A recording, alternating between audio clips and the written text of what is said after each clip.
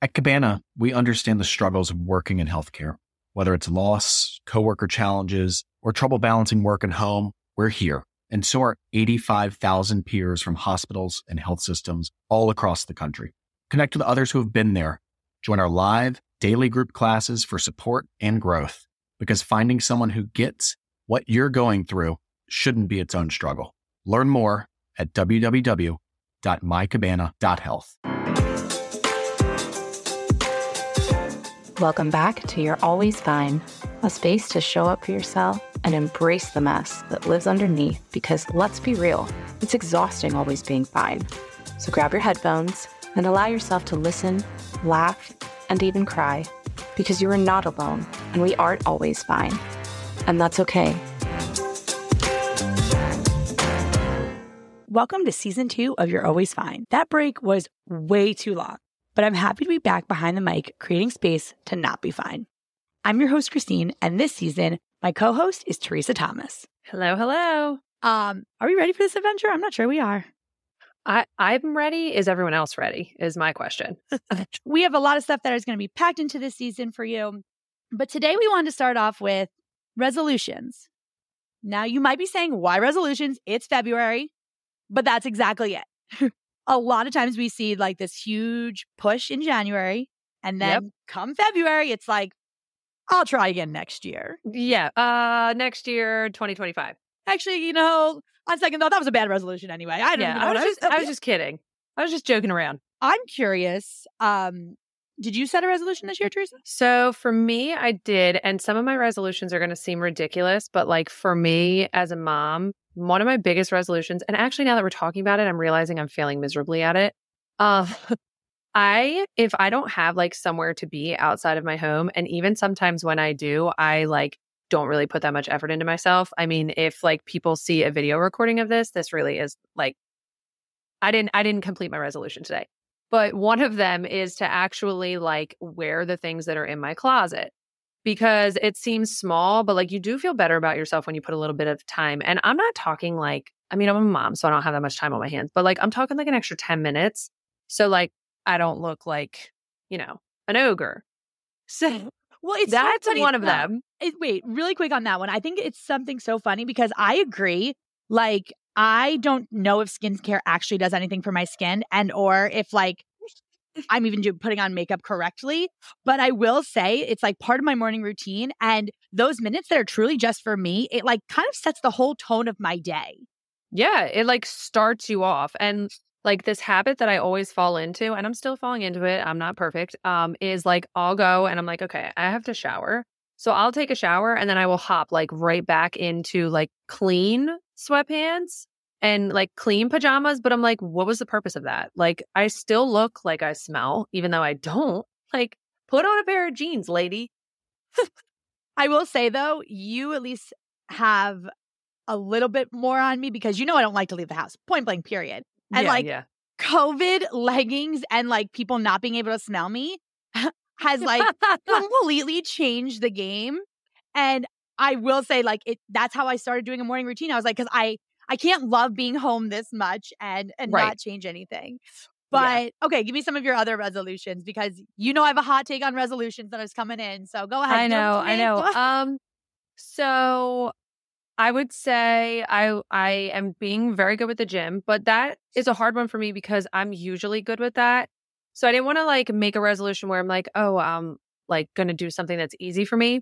So my resolution is like, if I can't get to the gym, which is my favorite way to work out, is actually getting out of my house and going, I'm committing to at least moving my body in some way, shape, or form, whether that be at home, like I got a walking pad. I did notice that you finally caved and got the walking pad. I did. And you were the second person I called after my therapist. Well, because I was like, no excuses. Like, if it's cold or it's snowing and I can't get there, like I'm committing to moving my body. So there really is no way for me to be like, oh, I can't work out today. I can't go to the gym. It's like, no, pull your walking pad out and walk on the walking pad.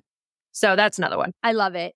Well, it's so interesting because I think our brains do this thing where it's like, we're really hard on ourselves, like negative self-talk and everything. But also we are really good at like creating reasons why potentially we could not achieve this. And I wouldn't call it grace because we pay for it some other like way. It's not self-compassion I'm talking about here. I'm talking about like the ways in which we trick ourselves to like think. We convince ourselves like, no, this is totally acceptable. And in the back of your mind, you're like, no, you're like flaking on your resolution. What are you doing?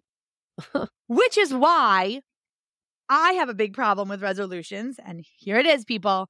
I hate them. I hate them because I think that while they're great, and I know there's like an intention, when I've done the one word intentions, I'm just like, I don't even know what to do with this word. This isn't even a goal or a task list. What do I do with that word? So that didn't work for me.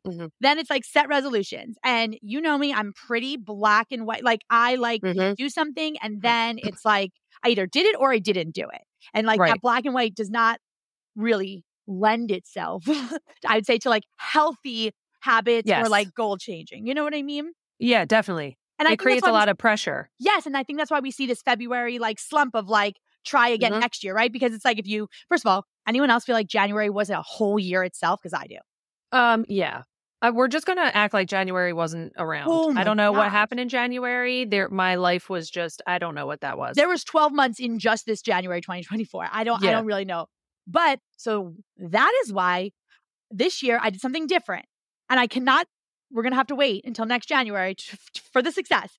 However, I do believe it has changed some of my mindset around resolutions. Because also, I feel, I don't know about you, but like I sit down, on New Year's or the week of New Year's, whatever, coming up to it, off of that Christmas high. And I can't think of a single thing like I did that I'm like proud of or a single thing, right? Like I lost 40 pounds last year and like it was not in my radar of like wins or this, right? Because like that wasn't my goal, my resolution. You know what I mean? Like it just, it's so easy to forget the wins, I guess. So this is why this year I made myself a bingo board. Of course you did. And what I did was I sat and I was like, okay, in a year from now, like who do I want to be? What do I want to actually see change? I wanted like tangible things. I wanted to be in control of my health because you know me, I'm a very passive participant in my health. Oh, yeah.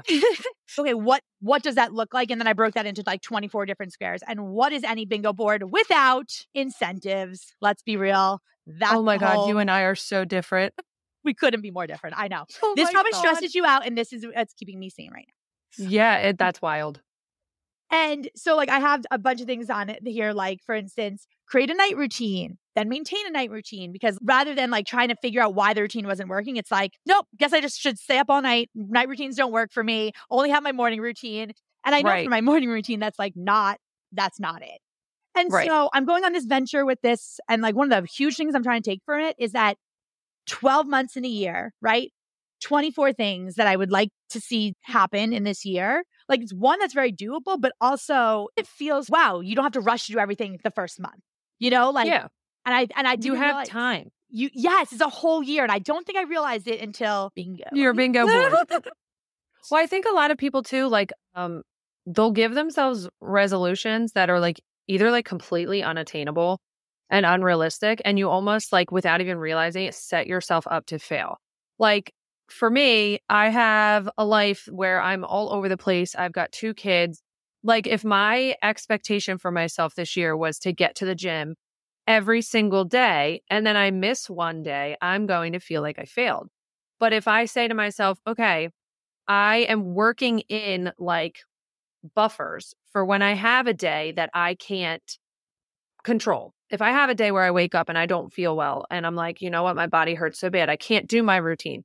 I can still get up and walk on the walking pad. Or like, I think people need to realize that like, you can't control every aspect of life. And so when you're making resolutions, you need to have built-in buffers so that you're still obtaining like the goal that you're setting for yourself, but in a different way. Like it doesn't have to be so rigid and it doesn't have to be so like, this is what I said I'm going to do. There's no compromise. Like you have to give yourself a realistic goal with everything else you have going on. I love that. I don't know if you've ever read Atomic Habits by James Clear. Honestly, I read the first chapter. I'm not even sure I've ever finished the book because I get so much out of the first chapter. Then it kicks my butt that I'm like, I can't read anymore. That's on my bingo board, people. Just if you're wondering, finish the whole book. Anyway, in the first, he says, you don't fail, your system fails. And I feel like that's exactly what you were talking to. Yeah. And you know me, I'm very rigid. And so like having different things that I can do in a night routine to put in, right? Or like I can pick it up here feels so good. And that's why I love my morning routine so much, honestly, because I don't punish myself for the things I don't do, or if it looks different than the way I want it to. And you know me, that's a big character flaw of me, is that like, if it's not exactly the way I see it, I end up crying on the floor, which true life story. Yeah, that is very true. Yeah, it's just like you have to have the buffers built in. And, you know, even when I did that for myself, I was able to translate that to my kids, because like Michael Jr. is 9 now, and he's so serious when it comes to like has to be this way. And I don't know where he gets that from, because he doesn't get that from me. And he definitely doesn't get it from Mike. I'm like, whose child are you? Like, what are you doing? But like, we just went on a trip and we came home and he's super overwhelmed that he has all this stuff he has to catch up on.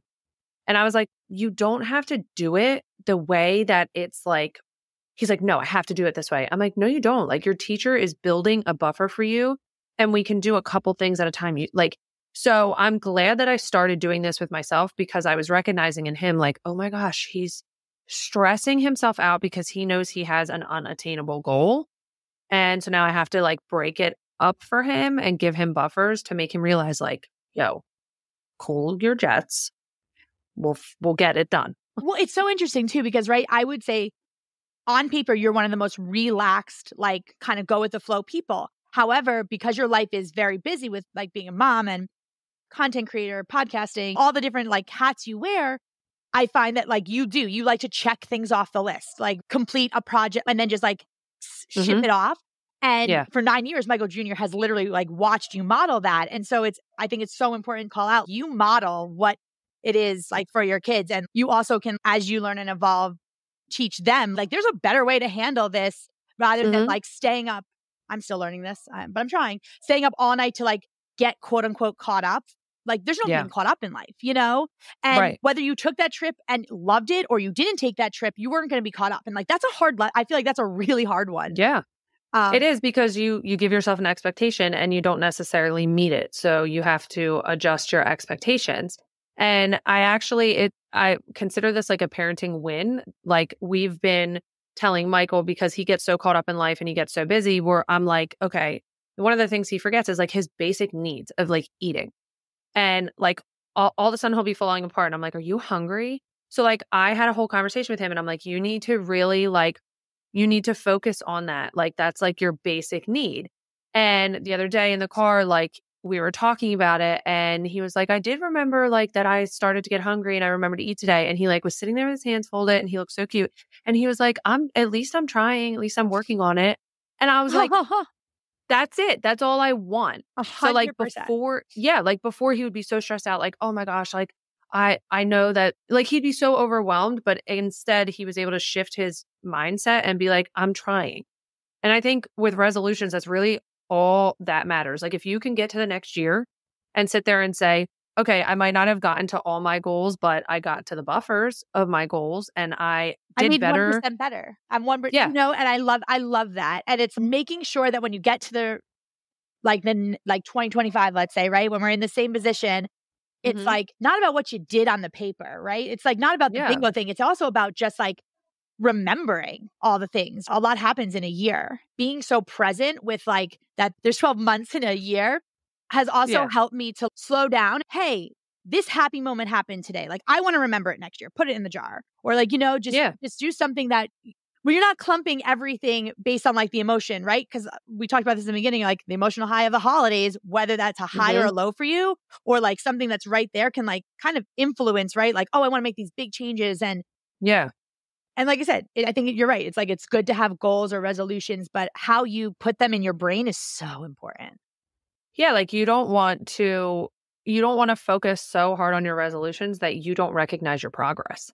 Ooh. Like, you know, like you might not have gotten there, but you might have gotten halfway there. You might have gotten 3/4 of the way there, which you wouldn't have gotten there if you didn't make the resolution in the first place.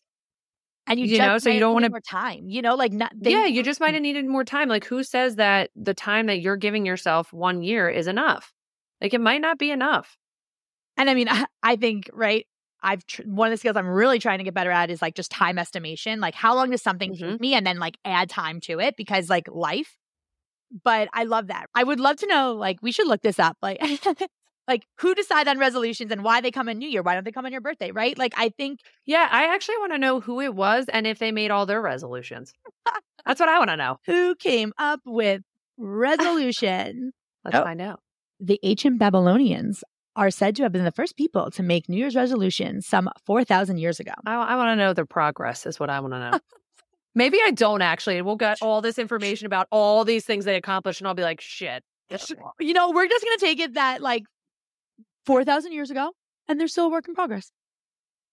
Like, I can live with that. Yeah, definitely. 100%. Because I think we all are. 100%. We're never at our end goal, I feel like.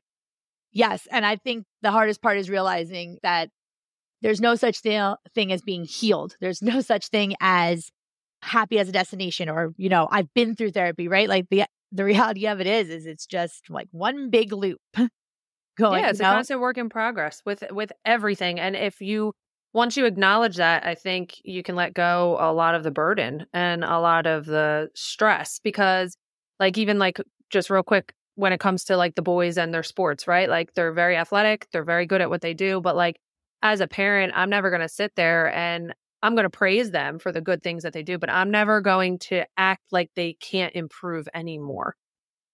And that's a balance. Like you want them to recognize like you are talented, but at the same time, I'm like, there is always room for growth. Always. You can always practice more. You can always improve certain aspects of your game. And that's not a bad thing. It doesn't mean you didn't accomplish anything. It just means you can grow more if you want to. I knew that would get you fired up. But I completely agree just on your comment that where you are going, there's always, especially I think in this, like exploring your inner self and really understanding like what makes you tick and understanding like how emotions process through and all that. I think it's so important to realize like we're constantly taking so much in a way that we've never really had before, like prior to like, right, 7-second videos and like internet access and there's going to be some changes, right, that we like allow in for the wrong reasons and ones that like are there because it's like, hey, like, you know, like I really want to be able to do this because I see the value for my life. And I think that's a good thing to be constantly evolving, right? Like, definitely. I would agree. So do you have any last tips for anyone who maybe fell off the resolution or potentially didn't even make a resolution? Yeah. Mid-fall? So if you didn't make any, that was me. I didn't make mine right away because I honestly didn't even think about it. If you didn't make any, just take 5 minutes. It doesn't take long. Take 5 minutes and sit there and think of things that you want to accomplish. And then look at your life and give yourself realistic expectations. Do not set yourself up for some unattainable goal. Set your goal small. And then I feel like once you achieve a small goal, you're more likely to 100%. Reach further. Like instead of saying this year, I'm going to lose, let's say it's weight loss. I'm going to lose 100 pounds. That's a big number. So say I'm going to lose 10. Like if you have a more realistic goal for yourself that you feel like you could get to in a quicker time frame, once you lose 10 pounds, you're going to be like, holy crap, like that really was not that hard. Let me shoot for 10 more.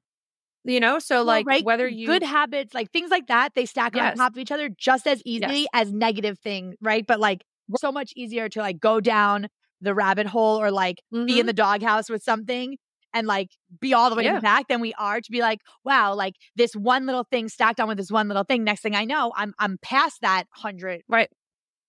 And my last piece of advice is give yourself the freaking cookie. Like, give yourself the cookie. Like and what I mean by that is like, if you achieved your goal, like I always tease my husband, like if he's home and he'll be like, I did the dishes today. And I'm always like, do you want a cookie? Like I do that every day. But like, seriously, if like, that's what you need, give yourself the cookie, like give yourself the pat on the back and be like, I did that. Like there's no shame in recognizing what you did, what you accomplished. There's no shame in bragging about yourself for a second and being like, I freaking did that. And I'm proud of myself for it. So give yourself the freaking cookie. Absolutely. You earned it. Check out our show notes for content and live groups related to this topic. We'll be back in your feed Thursday for our first Bite of Balance of season 2. Until then, mind your health. Seriously, you're fine. You're fine because you have the power to access your place of peace anytime you need it. However, if you get stuck, we're right at the palm of your hand to help. Check out our show notes for this week's source list, recommended content, and Cabana live group schedule. We'll catch you next week for a brand new episode of You're Always Fine. The team at Cabana has found your reset button. The answer? Cabana Pods, acoustic soundproof booths with immersive micro vacations proven to boost your mood in just 5 minutes. To learn more about Cabana Pods, visit www.evenhealth.com/pods.